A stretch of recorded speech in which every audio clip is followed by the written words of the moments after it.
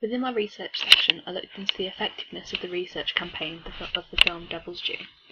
This allowed me to understand the methods they used to make the film recognisable and well marketed to their audience, which ensured the film's success when it was released. As part of their campaign, they released different posters in both the UK and the US, each with identifiable parts such as the logo and the CVI, which could relate to the film. I looked at these posters in comparison to the trailer that was released, and looked for the recognisable features within both of them that could link them as a marketing campaign, such as the demonic symbols and the use of flames. Not only this, but Devil's Due took the campaign strategy one step further by including a prank video and posting it on YouTube, allowing it to go viral and raise awareness of the film before its release. This type of publicity stunt would obviously not fit into the type of task my coursework sets, but it helped me understand the key features of the film they focused on making the audience aware of, and how they made it recognisable and memorable. Within my poster, the CVI image is a close-up of the main female character who investigates the disappearance of her friends. This image shows her to be tied up and victimised, suggesting to the audience her role in the film, without actually showing exactly what she does to fight back. It also reveals the type of villain they are dealing with, sadistic and angry, as he kidnapped her and perhaps tortured her instead of just killing her.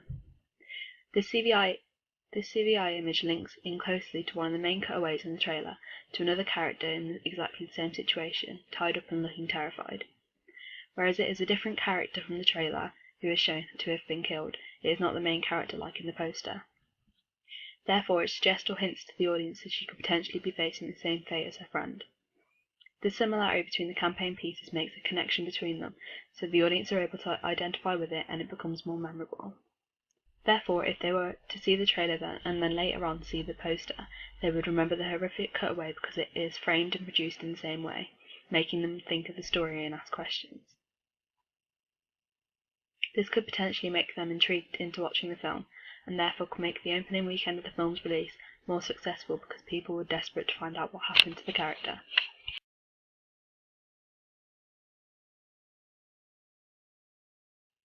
The logo I used for the film was featured within the trailer, poster and magazine cover.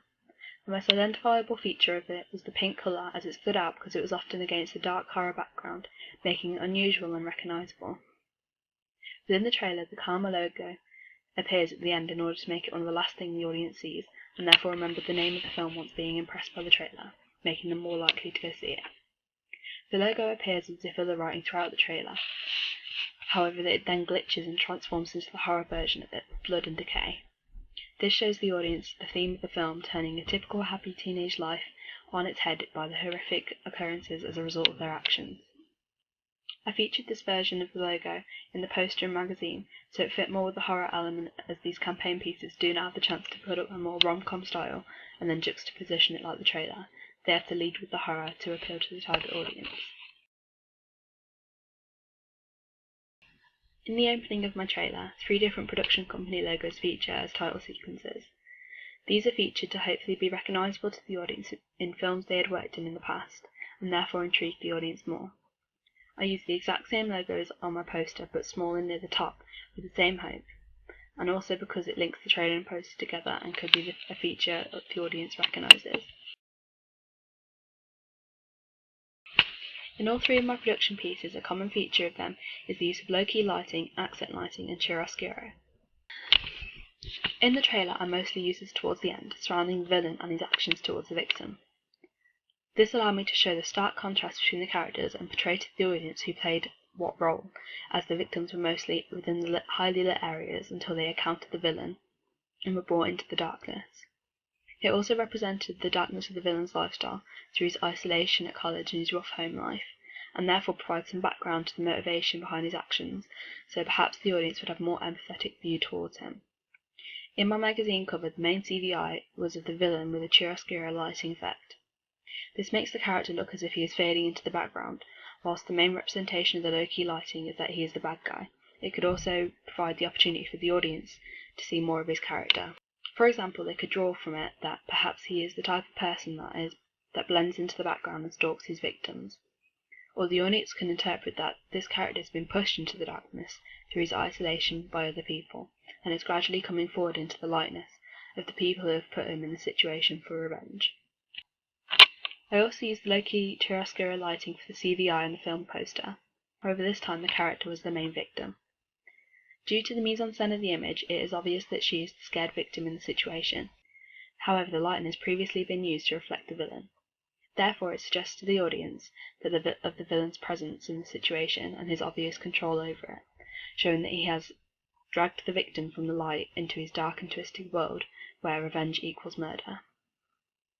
Therefore, the audience will see the presence of the low-key lighting within all of the production pieces, connecting them not only together but to the horror genre, therefore allowing them to understand the concept of the film more, but draw their own representations from what the lighting can mean about the characters, the motivation, or the storyline.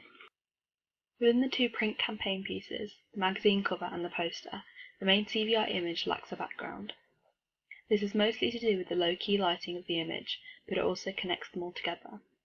The lack of a background can make the characters look isolated and vulnerable.